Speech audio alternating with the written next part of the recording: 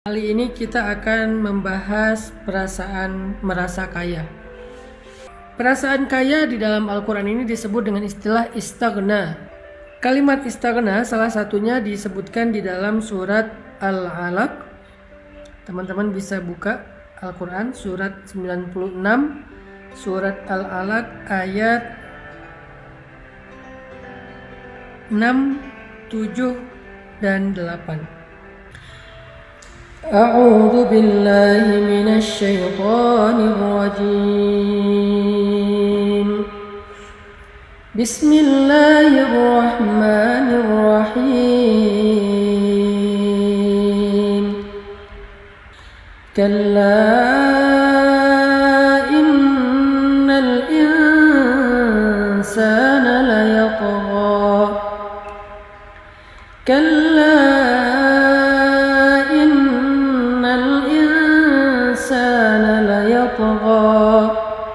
أن رآه استغنى إن إلى ربك الرجعى. Surat Al-Alaq ayat ke-6 dan ayat ke-7, 8 itu membahas tentang seorang penentang, tentang seorang laki-laki yang sangat membenci Rasulullah SAW, laki-laki yang sangat bengis, laki-laki yang sangat sering mengganggu Nabi, yaitu Abu Jahal. Abu Jahal ini sampai diturunkan ayat demikian karena saking seringnya dia mengganggu Nabi. Nah, surat Al-Alaq juga termasuk salah satu surat yang menyebutkan kecelakaan bagi seorang laki-laki yang bernama Abu Jahal dengan kalimat lanasfa'am bin nasiyah nasiyatin kadhibatin khati'ah falyad'u nadiyah sanad'u zabaniyah ayat ke-15. Nah, ini termasuk surat yang cukup keras berbicara tentang seorang laki-laki yang durhaka yang bernama Abu Jahal. Kenapa Allah sampai marah banget kepada Abu Jahal? Di dalam surat Al-Alaq sampai mengatakan lanasfa'am bin nasiyah nasiyatin kadhibatin khati'ah falyad'u nadiyah sanad'u zabaniyah. Keras banget nih ayat. Karena Abu Jahal itu adalah orang yang sangat-sangat istaghna, sombong. Dia punya alasan sendiri kenapa dia sombong.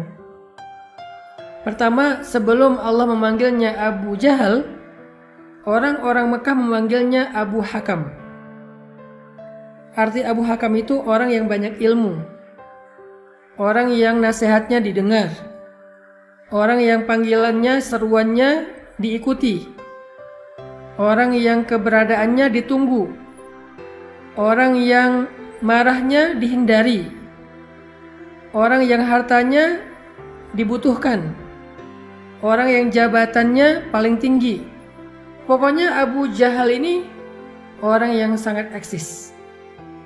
Ilmunya banyak, wawasannya luas, hartanya berlimpah, posisinya di tengah-tengah masyarakat penting, tokoh, pintar ngomong, public speakingnya luar biasa, semua orang hormat sama dia, sehingga dia ngerasa lupa diri. Sehingga dia ngerasa besar kepala. Makanya ketika sahabatnya Abu Jahal, Akhnas bertanya kepada Abu Jahal, "Ya Abu Al-Hakam, apa pendapatmu tentang Al-Quran?" Ini pertanyaan Akhnas kepada Abu Jahal. Apa pendapatmu tentang Al-Quran yang kita dengar dari mulutnya Muhammad? Kata Abu Jahal, "Menurutku itu bukanlah syair. Menurutku itu bukanlah sihir, bukanlah mantra. Menurutku itu bukanlah dongeng-dongeng orang terdahulu. Menurutku dia sesuatu yang istimewa. Menurutku apa yang kita dengar dari Muhammad itu sesuatu yang luar biasa, sesuatu yang istimewa, sesuatu yang gak ada dan gak mungkin datang dari bumi, pasti dari dunia yang lain."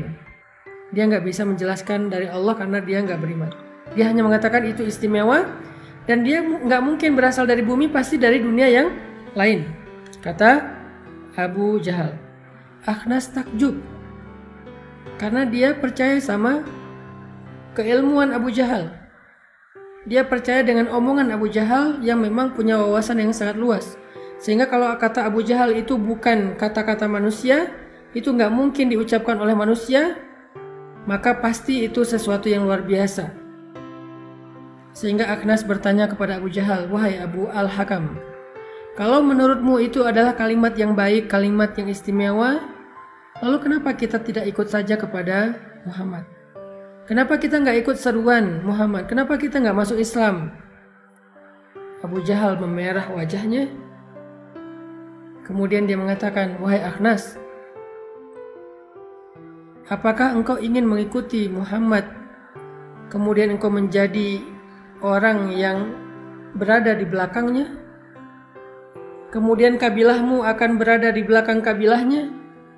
Kemudian engkau tidak lagi menjadi tokoh, engkau akan ditinggalkan oleh pengikutmu?" Enggak, wahai Akhnas, enggak akan terjadi. Jadi alasan Abu Jahal enggak mau ngikut Rasulullah bukan karena enggak percaya, bukan karena enggak ngerti bahwa Al-Quran itu baik, tapi karena dia enggak rela menanggalkan posisinya. Karena dia enggak rela menjadi pengikut, karena biasanya dia diikuti. Karena dia nggak rela kaumnya, kabilahnya menjadi kabilah yang berada di belakang kabilahnya Rasulullah, yaitu Bani Hashim atau Bani Abdul Manaf. Ini adalah kesombongan. Ini adalah istighna, merasa lebih.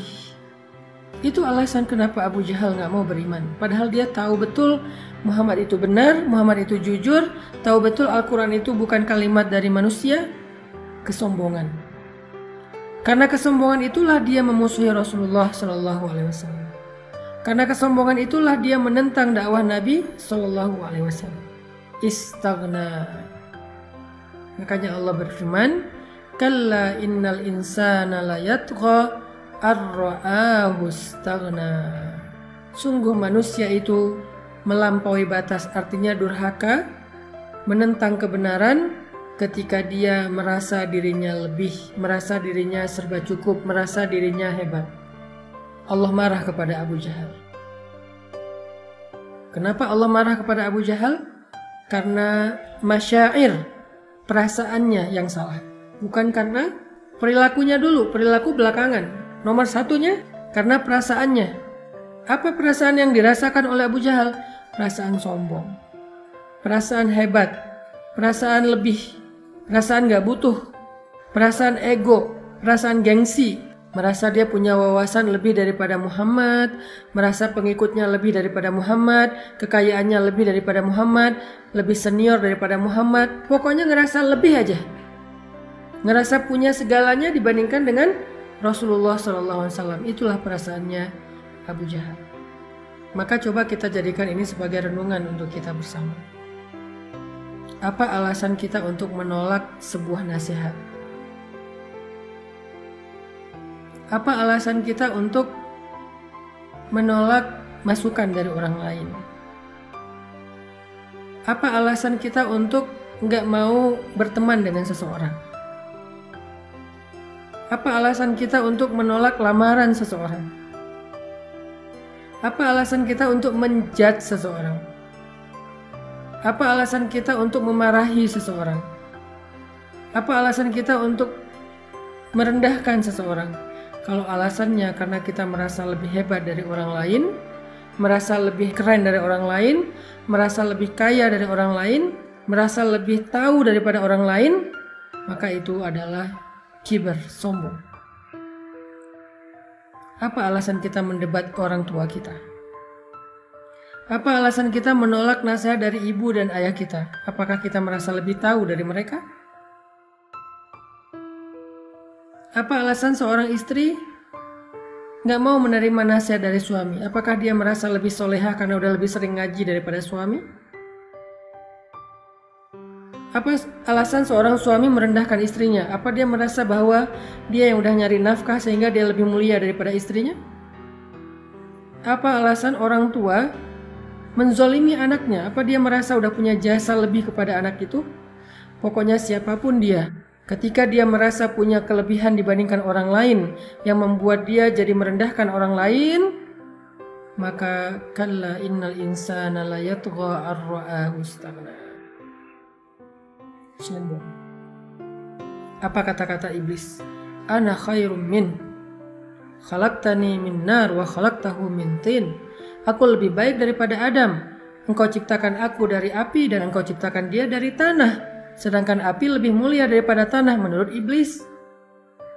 Ditambah lagi dia ngerasa udah ribuan tahun beribadah bersama para malaikat, lebih senior daripada Adam. Kok tiba-tiba Adam yang jadi pemimpin, Adam yang jadi khalifah? Kenapa saya harus menjadi pengikutnya Adam? Saya lebih senior. Kenapa saya harus menjadi pengikutnya Adam padahal saya lebih baik? Merasa lebih.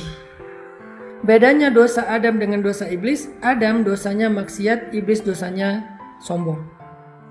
Nanti kita bisa lihat itu pada diri para sahabat. Teman-teman kalau baca sejarah sahabat, kan rata-rata sahabat yang masuk Islam itu dulunya di masa jahiliyah mereka orang-orang yang banyak dosa kan? Ada yang peminum dulunya, ada yang pezina dulunya, ada yang pembunuh dulunya, ada yang durhaka kepada orang tua dulunya, ada banyak macam-macam dosa, ada yang syirik juga dulunya. Umar itu dulu pernah bunuh orang. Umar itu dulu minum. Sa'ad bin Abi Waqqas dulu riba. Khalid bin Walid dulu pembunuh. Amr bin As dulu riba juga. Banyak dari mereka yang punya masa lalu dosa-dosa besar. Dan sebagian besar mereka emang syirik. Kecuali beberapa orang doang yang hanif. Khadijah hanif, Ali hanif, Abu Bakar hanif. Tapi yang lain-lain pernah syirik, pernah menyembah berhala. Pernah datang ke dukun, pernah membunuh bayi, perempuan, pernah menyiksa budak, pernah minum, dan seterusnya. Tapi kok bisa akhirnya mereka mendapatkan hidayah? Karena hati mereka baik, karena hati mereka bersih dari sombong. Sehingga ketika mereka mengetahui kebenaran, gak ada yang menghalangi mereka untuk masuk Islam. Sedangkan Abu Jahal, sedangkan Walid al-Mughirah, sedangkan Umayyah bin Khalaf, sedangkan Abu Lahab, tokoh-tokoh ini kenapa nggak masuk Islam? Sedangkan anak mereka masuk Islam. Anak Abu Lahab, anaknya ada yang Muslim, terutama yang perempuan. Abu Jahal, anaknya mujahid, pembela Nabi dan syahid insya Allah, namanya Ikrimah. Walid, anaknya Khalid. Umar bin Khattab, bapaknya juga kufur, anaknya menjadi seperti Umar, hebat, pembela Nabi. Kenapa anak-anaknya pada masuk Islam, dapat hidayah, sementara ayah mereka mati dalam keadaan kufur? Kenapa? Karena dosa-dosa Umar dan teman-temannya ini bukan sombong. Dosa-dosa mereka lakukan karena mereka nggak paham. Setelah mereka tahu kebenaran, maka nggak ada penghalang mereka untuk masuk Islam dan memeluk kebenaran itu. Sedangkan yang tua-tua, tokoh-tokoh, Abu Jahal dan yang lain-lain, mereka sombong. Walaupun mereka udah tahu kebenaran, kesombongan menghalangi mereka untuk mengakui kebenaran itu dan mengikutinya. Itulah bedanya Adam dan Iblis atau Umar dan Abu Jahal. Jadi Umar adalah orang yang pernah berdosa di masa lalu tapi dia nggak sombong. Abu Jahal adalah orang yang menolak kebenaran karena dia sombong. Merasa nggak butuh kepada Allah. Merasa nggak rela untuk menjadi pengikut Muhammad karena dianggap lebih junior, karena dianggap kabilahnya lebih kecil daripada kabilah Abu Jahal sendiri. Renungkan ini dalam kehidupan kita sehari-hari. Jangan sampai kita punya perasaan sombong kepada manusia, apalagi kepada Allah. Salah satu bentuk kesombongan kita kepada Allah itu adalah ketika kita berhenti berdoa. Bukan doa-doa yang berat, doa-doa sehari-hari aja. Kita makan, nggak memperhatikan doa makan. Di situ udah mulai ada rasa nggak butuh kepada Allah. Kita ngerasa baik-baik sajalah, nggak akan ada masalah, makan juga makanan yang sehat. Kita nggak butuh dilindungi oleh Allah dengan makanan itu. Bilang Bismillahirrahmanirrahim. Kenapa? Karena kalau saya nggak bilang bismillah, berarti saya nggak minta perlindungan Allah. Nanti setan ikut makan bareng saya. Nanti kalau keselak ada masalah, nanti dalam tubuh saya makanan ini bisa jadi penyakit. Ada sombong, nggak merasa butuh lagi sama Allah. Apalagi kalau kita udah merasa punya banyak ilmu, baru juga dikasih ilmu sedikit oleh Allah tentang masalah gizi, baru dikasih ilmu sedikit oleh Allah tentang masalah bisnis, baru dikasih ilmu sedikit oleh Allah tentang masalah psikologi, udah merasa pede, nggak lagi merasa butuh sama Allah, nggak mau lagi menggunakan Al-Quran sebagai panduan hidup. Huwa a'lamu bikum idh ansha'akum minal ard wa idh antum ajinnatun fi butuni ummahatikum, kata Allah. Dia udah ngerti banget tentang kalian. Sejak kalian diciptakan dari tanah yaitu Adam, atau sejak kalian menjadi janin di dalam rahim ibu kalian yaitu kita. Dia tahu tentang kalian zahir dan batin, termasuk jiwa kalian. Sehingga kalau ada yang bertanya kepada kita tentang penyakit jiwa, penyakit mental, harusnya dia kembalikan kepada Allah yaitu Al-Quran. Innal insan khuliqa halu'a, idza massahu syarr jazu'a, wa idza massahul khair manu'a. Manusia itu diciptakan dalam keadaan labil, keluh kesah, bipolar. Kalau lagi manik, wah senang banget. Tapi kalau lagi down, keluh kesahnya sampai mau bunuh diri, kata Allah. Terus solusinya apa? Nah, giliran solusi, kadang kita merasa lebih tahu dari Allah, sehingga ketika diingatkan dengan ayat-ayat Allah, dengan frame agama, dengan konten-konten agama, kita merasa sombong untuk menerimanya, merasa kita lebih tahu daripada nasihat-nasihat ulama. Enggak, Allah sendiri yang bilang solusi dari bipolar, solusi dari skizofrenia, solusi dari penyakit mental amradul qulub adalah zikir. Ala bi dzikrillah tatmainnul qulub. Bukankah dengan mengingat Allah hati menjadi tenang? Udah zikir Ustadz? Belum. Ada orang yang merasa punya ilmu sains sedikit, penjelasan ilmiah tentang kejadian-kejadian semesta. Lalu ketika terjadi kejadian alam ini yang luar biasa, dia mengatakan ini fenomena alam, ini karena faktor ini, nggak mengambil hikmah tentang ini tanda-tanda dari Allah. Gerhana, oh gerhana itu secara teori begini, bukan tanda-tanda dari Allah. Ada awan, bentuknya apa? Oh bukan tanda-tanda dari Allah, ini cuman awan apa namanya misal. Laut begini, gunung begitu, bumi begini, tanah begitu, dan seterusnya. Bagus, semua penjelasan ilmiah itu penting, tetapi nggak boleh putus di situ aja. Harus dinaikin lagi satu tingkatan, yaitu tentang belajar iman.